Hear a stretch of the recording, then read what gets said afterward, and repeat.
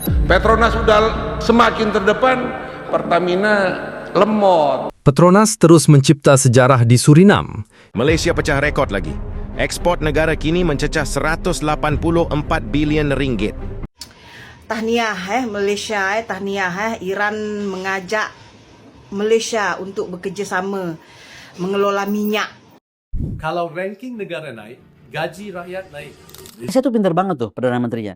Begitu itu diomongkan oleh Malaysia aja sama-sama negara tetangga ini berani tuh nolak, nggak butuh itu dukungan politik, kenapa nggak diapa-apain juga tuh. Kalian percaya nggak sih sama pidato Pak Prabowo kemarin? Katanya Prabowo ini, geng, kalah pinter dari Perdana Menteri Malaysia, kalah berani dari Perdana Menteri Malaysia. Lihat saja, geng, negara Timur Tengah itu ditapa oleh negara Malaysia, geng, yang memiliki gas, yang memiliki minyak. Lihat, dia setiap ke luar negeri itu kerjasamanya luar biasa sekali, geng. Sedangkan Indonesia apa? Cuma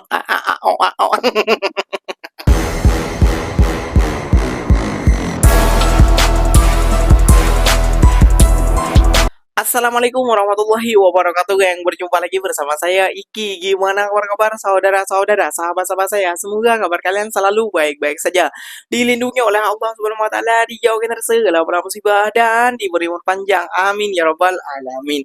Oke, geng, seperti biasanya di video kali ini Ikinya akan menyerahkan beberapa video yang telah di-tag maupun yang telah terjumpa di TikTok. Dan di video kali ini Ikinya akan menyerahkan sebuah video anggota DPR murka, geng. Kenapa Pertamina tidak seperti Petronas? Apakah kita harus pinjam presiden Malaysia ataupun menteri Malaysia untuk menjadi presiden Indonesia? Waduh, ya nggak juga gitu dong, Bang. Kayak gitu kenapa? Kalau lobby, presiden kita cuma pandainya berpidato di atas forum. Namun kalau soal berlobby, lobby tidak pandai. Tidak seperti presiden Malaysia ataupun menteri Malaysia. Ya, memang itu fakta sih. Karena presiden kita saat jalan-jalan ke luar negeri itu pulang ke Indonesia itu mendapatkan tong kosong. Sedangkan Perdana Menteri Malaysia itu jalan-jalan ke luar negeri, wih, Masya Allah, kerjasamanya ke Jepun, ke Rusia, ke Turkmenistan, dan ini baru lagi dapat dari mana? Ya Allah, banyaknya kerjasama. Sedangkan Indonesia mungkin hanya liburan, Bang. Boring itu, Bang. Gak usah berlama-lama, tentu kalian sudah penasaran video apa saja yang akan Iki reaction buat kalian semua. Jom kita simak dulu bersama-sama. Namun sebelum simak, jangan lupa dulu dong, geng, sokong channel ini dengan cara apa? Subscribe, like, comment, and share-nya. Apapun benda silahkan komen di bawah. Janji jangan bergaduh. Oke, kita simak dulu videonya. Let's go. Petronas sudah semakin terdepan, Pertamina lemot. Bahkan tadi Bapak juga menyampaikan untuk segera kita dorong RUU Migas ini biar menjadi landasan hukum. Biar Pertamina ini speednya yang tadinya 100 bisa 220, lebih kencang lagi. Bahkan mimpi kita ini bisa melampaui Petronas. Wah, luar biasa, Pak. Dulu tahun 70 itu katanya Petronas belajar sama Pertamina. Petronas sudah semakin terdepan, Pertamina lemot. Ini yang susah kita. Nah, mudah-mudahan kalau undang-undang migas ini kita kembalikan lagi ke sesuai dengan peraturan 78 tahun 71. Iya, bagus. Karena kita melihat kinerja kita ini ke depan setelah Pertamina ini merevisi undang-undang migasnya sampai BP Migas ya. Petronas terus mencipta sejarah di Surinam. Syarikat Petroleum Negara itu berjaya mencatat 3 lagi penerokaan telaga baharu luar pesisir, menjadikan jumlah keseluruhan kini 8 telaga berjaya dengan anggaran sumber melebihi 1 bilion tong setara minyak. Antara kejayaan terbaru, Cayman 1 digerudi sehingga 5,065 meter menemui lapisan batu pasir era Cretaceous yang mengandungi minyak. Swazia Aspasia Kompleks 1, kira-kira 8 km dari penemuan gas Slonia 1, berjaya menemui takungan batu pasir berisi gas. Roystonia 2, telaga penilaian yang mengesahkan keluasan lateral takungan minyak di utara Roystonia 1. Penemuan ini mengukuhkan lagi potensi Blok 52 sebagai kawasan hidrokarbon paling prospektif di Surinam, sekaligus menegaskan kedudukan Petronas sebagai pemain tenaga global. Kejayaan berterusan di Blok 52 menjadikan jumlah keseluruhan telaga di Surinam kini mencecah 8 dan membuka sumber boleh diperolehi melebihi 1 bilion tong setara minyak.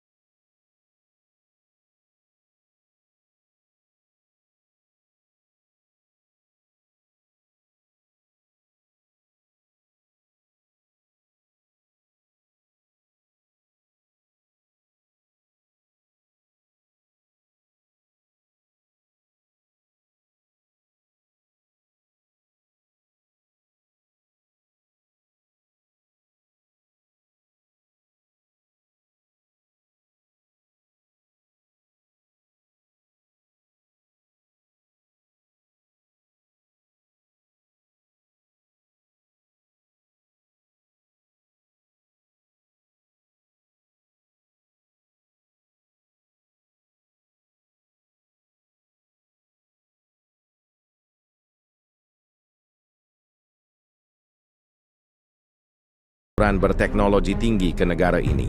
Di bawah pentadbiran Datuk Seri Anwar Ibrahim, satu demi satu petunjuk ekonomi menunjukkan perkembangan positif. Masih banyak cabaran yang perlu dihadapi. Namun apabila Malaysia terus memecahkan rekod perdagangan dan ekspor, sukar untuk menafikan bahawa ekonomi negara sedang bergerak ke arah yang lebih kukuh. Kerana akhirnya data tidak berpolitik. Data bercakap sendiri.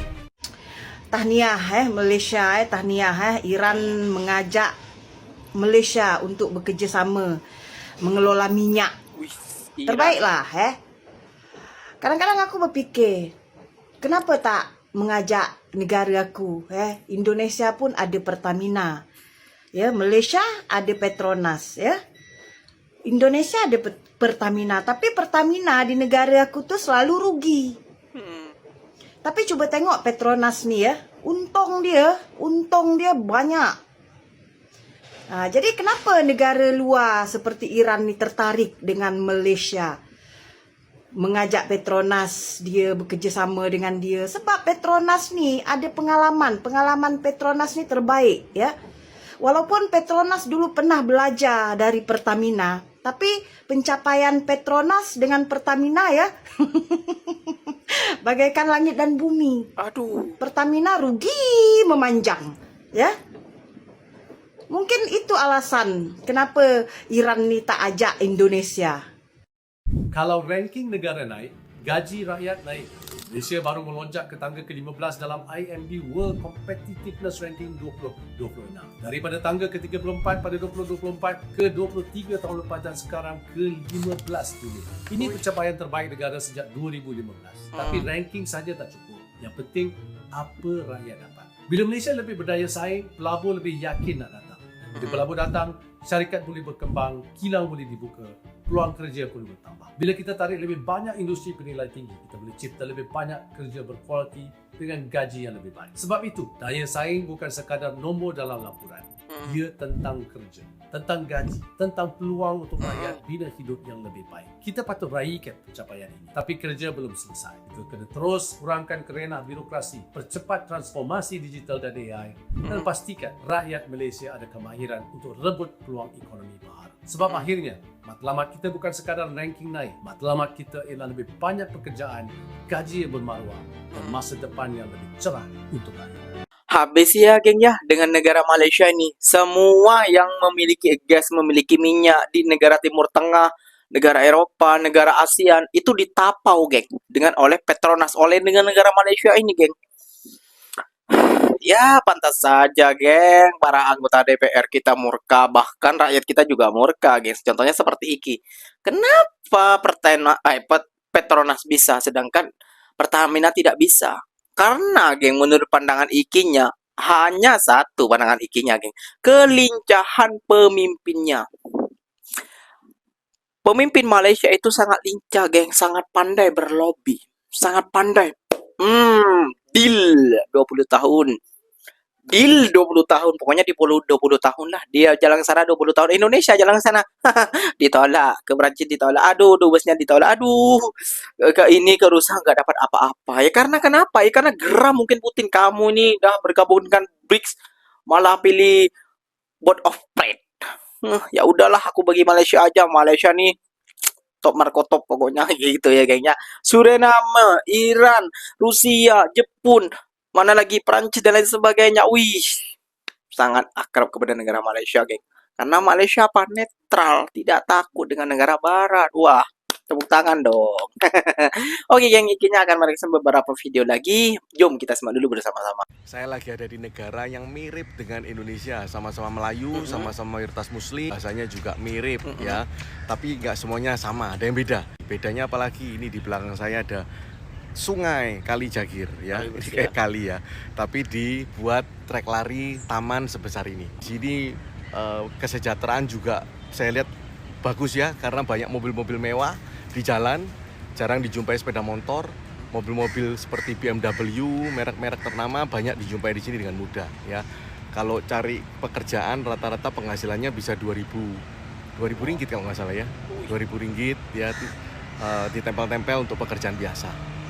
Kalau kita lihat BRICS sekarang tuh BRICS itu kekuatan 40% dunia.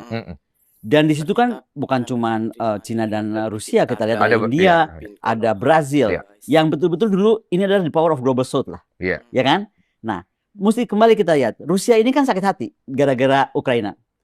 Gila nih, Ukraina dibikin jadi proksinya si Amerika dan Iya. Eropa, betul? Iya. Dia dendam banget sama namanya Iya. kejadian kemarin. Kalau itu. mau-maunya gitu Ah. loh. Heeh. Jadi buat dia, gue udah nggak mau lagi deh lihat Eropa. Ah. Dulu kan Rusia tuh antara setengah Eropa setengah Asia kita tahunya Iya, kan. betul. Sekarang enggak, kalau kita perhatikan Putin tuh udah bikin lah, kita tuh mending bikin sesuatu yang lebih Asia. Makanya di atasnya BRICS itu ada Greater Eurasian Partnership. Jadi Eurasia yang akan lebih besar, yaitu ya tadi negara-negara satelitnya Rusia itu kerjasama baik dengan Cina dan lain-lain. Jangan salah, dari kawasan kita siapa yang paling cepat menyambar opportunity itu? Malaysia. Jadi Malaysia tuh pintar banget tuh Perdana Menterinya. Begitu itu diomongkan oleh Presiden Putin, dia datang ke Vladivostok. Saya ada di sana waktu itu. Dan dia langsung komit ke Presiden Putin, saya akan ikut masuk di Greater Eurasian Partnership. Nah, Indonesia jadi bukan BRICS aja, dia bisa punya kesempatan di sana. Iya. Kalau dia terlalu barat, Iya. jadi kita udah kayak mengkhianati spirit Bandung. Iya. Kemudian juga kita jadi salah tingkah dong. Iya, Pasti iya, dong, nggak iya, mungkin di iya. BRICS kita nggak salah tingkah. Iya, iya. Kalau bahasa gaulnya lu diketok, lu ngapain sih cepet-cepet ikutan? Mbok lu koma dulu, mikir dulu. Nah, Malaysia aja sama-sama negara tetangga ini berani tuh menolak, nggak butuh itu dukungan politik. Kenapa nggak diapa-apain juga tuh Malaysia menolak, nggak terus diculik kayak Venezuela? Pengkhianatan Presiden Prabowo kepada konstitusi. Apa ya Prabowo kok sampai segitunya Pak Narko? Apakah saya melihatnya, apakah ini Prabowo takut diculik kayak Presiden Venezuela karena dia tahu kalau sampai diculik rakyatnya nggak ada yang belain gitu? Kalau dia takut diculik atau takut dibunuh, jangan jadi presiden. Betul. Jangan jadi presiden. Jadi pemimpin jangan takut. Banyak risiko. Dan sudah terlalu banyak pemimpin dibunuh oleh lawan politiknya. Kalian percaya nggak sih sama pidato Pak Prabowo kemarin? Katanya nih Prabowo ungkap alasan gaji guru tak bisa naik karena uangnya tidak ada. Aku udah nggak percaya lagi sama omongan Pak Prabowo, bullshit. Lihat aja kayak gini nih. Pertama, gaji hakim naik 300% bisa banget. 2, menteri minta 5 triliun, saya kasih 10 triliun. 3, anggaran MBG 1,2 T per hari bisa. 4, bangun koperasi desa 3 miliar per toko bisa. 5, beli motor listrik buat bagian 1 triliun bisa. 6, nyuap mahasiswa 300 juta bisa. 7, demo 100 ribu plus wajan plus jajan bisa. 8, gaji kabinet gemuk 103 orang bisa. 9, jalan-jalan ke luar negeri terus bisa. 10, naikin gaji guru. Uangnya nggak ada. Dari mana duitnya? Sebenarnya prioritas saja bahwa Pak Prabowo tidak peduli dengan pendidikan Indonesia dan kesejahteraan guru. Sesederhana itu. Betul sekali. Pak Prabowo tidak pengen SDM kita itu cerdas sehingga kita kritis, sehingga mengkritisi pemerintahan yang nggak benar. Pengennya bodoh aja terus. Jadi kalau orang bodoh ya pilihannya kayak gitu. Prabowo ini, geng, kalah pinter dari Perdana Menteri Malaysia, kalah berani dari Perdana Menteri Malaysia. Lihat saja, geng, negara Timur Tengah itu ditapa oleh negara Malaysia, geng, yang memiliki gas, yang memiliki minyak. Lihat, dia setiap ke luar negeri itu kerjasamanya luar biasa sekali, geng. Sedangkan Indonesia apa? Cuma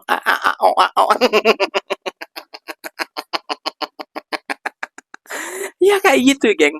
Kita sudah berani. Prabowo ini terlalu omongnya saja di pidato dia berani tegas, namun saat dia berhadapan dengan negara barat, kayak gini dalam hati geng, dakduk, dakduk, adakduk, adakduk, kayak gitu, geng.